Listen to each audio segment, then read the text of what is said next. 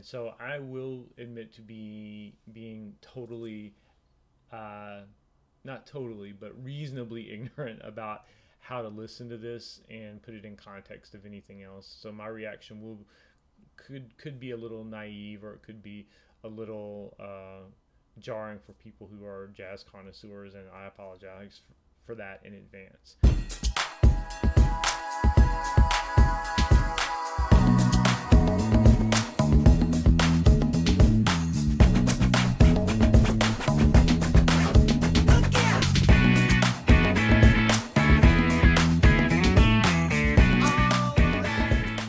Hello everyone, it's Micah.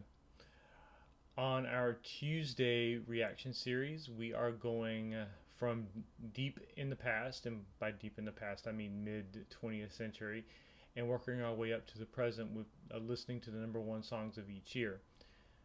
In 1948, the number one song of that year by some measures, and in the proto Hot 100 charts that existed, because Hot 100 is what I'm going for as my gold standard, but it did not quite exist yet.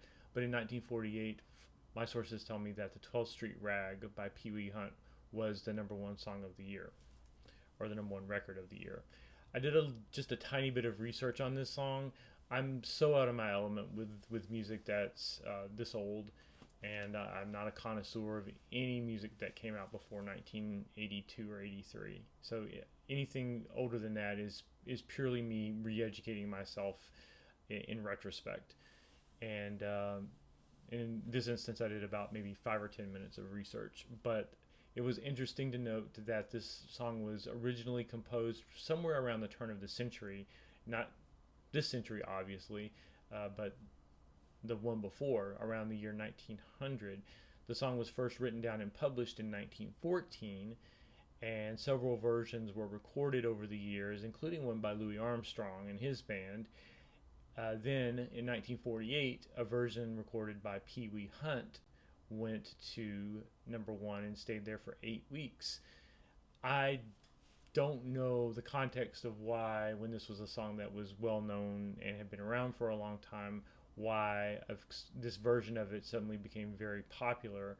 Maybe no one had mass marketed it since the advent of recording music. Maybe it was mostly more recorded in live settings, or maybe there was something about this version that was special or different that made it catchier or more commercially viable. But if you happen to be a connoisseur of the music of this period and you know the answer to that, please let me know in the comments. It's a rag. It's a very jazz inspired record from what I understand, or it's actually a jazz record, more to the point. And so I will admit to being totally, not totally, but reasonably ignorant about how to listen to this and put it in context of anything else. So my reaction could be a little naive, or it could be a little jarring for people who are jazz connoisseurs, and I apologize for that in advance. But without me apologizing any further, let's just listen to the record and see what it sounds like.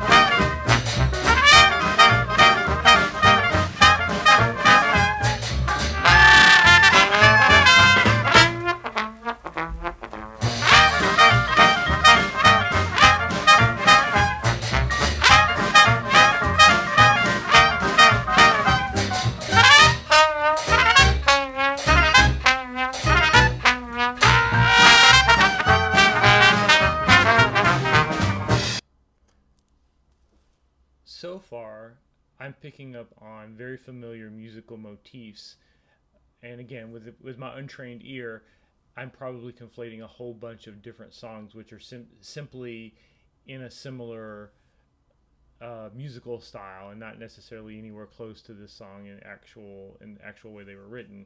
But the first two things that popped into my head were two TV themes.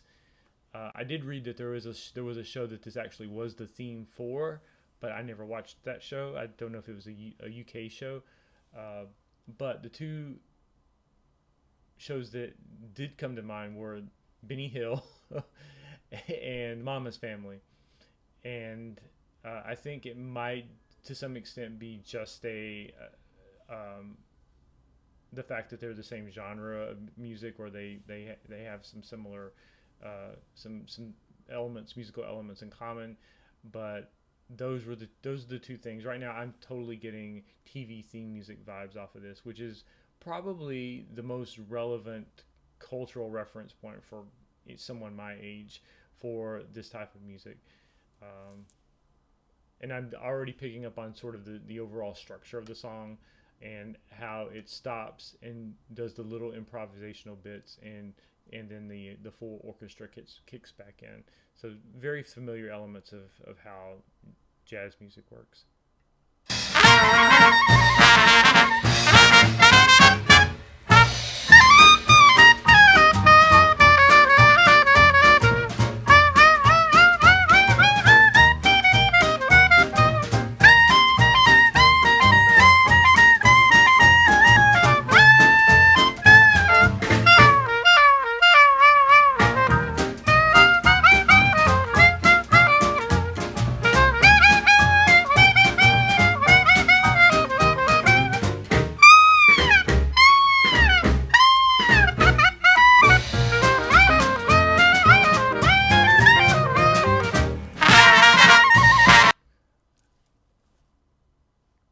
I'm really mad that I can't say for certain what instrument that was playing just now that had that extended solo. It was very lively and obviously proficient.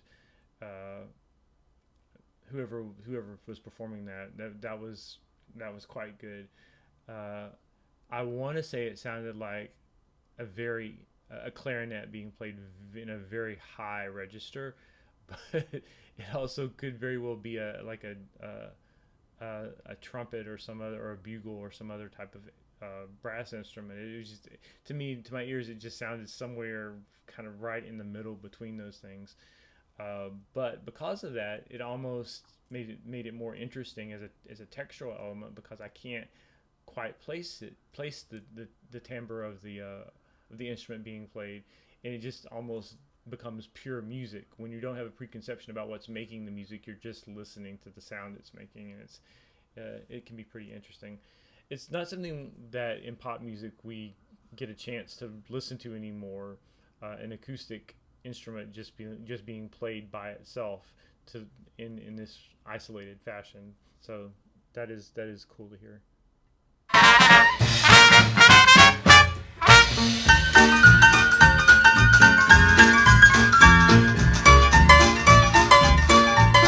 I do think I know that that's a piano.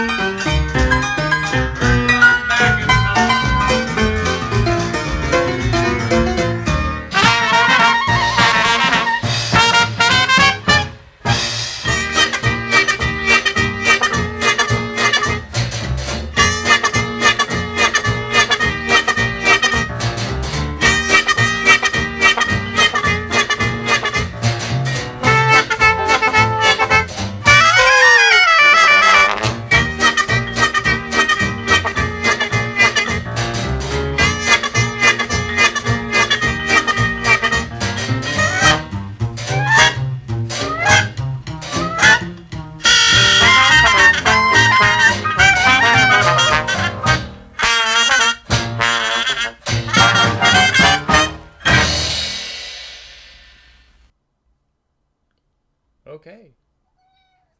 Amir liked it. We get the mew of approval from Amir there.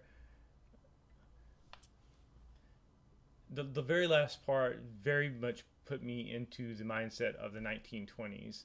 That last instrumental flourish is what I associate with the jazz age, and the in the whole, like I was looking at all the old black and white newsreels and things from the 20s, that really called that to mind. So this sounds very much like a time capsule from an earlier time.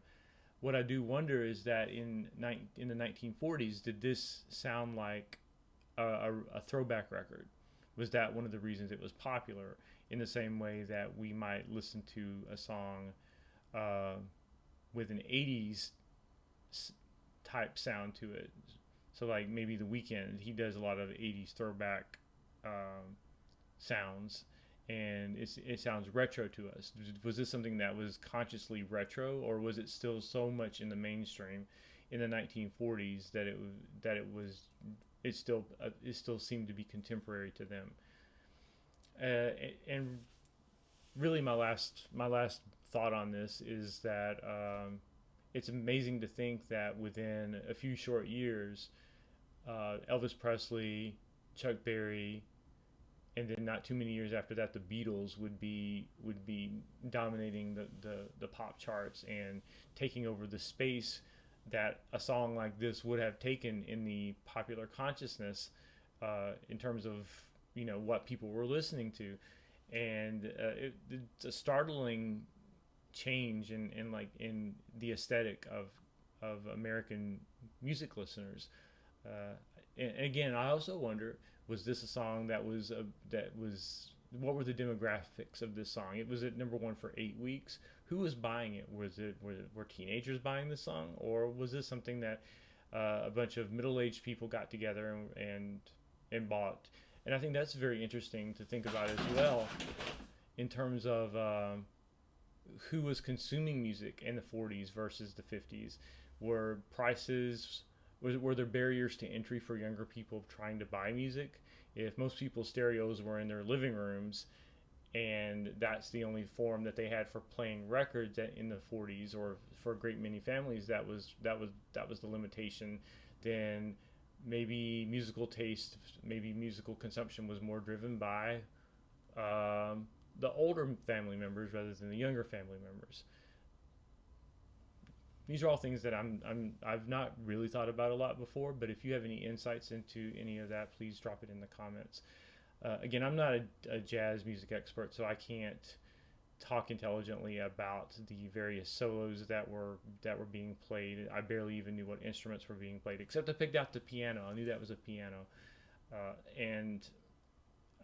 but I definitely picked out the jazz structure of everything, where it was the main theme and then going off into the various solos from the soloists who were playing the individual instruments, who offered their own improvisational take on the or semi-improvisational take on the main musical themes of the piece. It's a lively record, and let me know, is this a great jazz recording? Is this a great ragtime style recording? Or is it just middle of the road and it just had a really good promotional push? If you know anything about that that I haven't picked up on, which should be considerable, please let me know in the comments. And if you don't want me to review these old songs, then please request some new songs for me to listen to, because otherwise I will. Well, actually, we're gonna be working our way forward, and once we get out of the 40s, we may not return. But who knows, if you're interested in me rolling up my sleeves and talking unintelligently about music from the 1940s, then I'm more than happy to make all the videos you want me to make about that. Just let me know. Remember to like and subscribe, and make music better.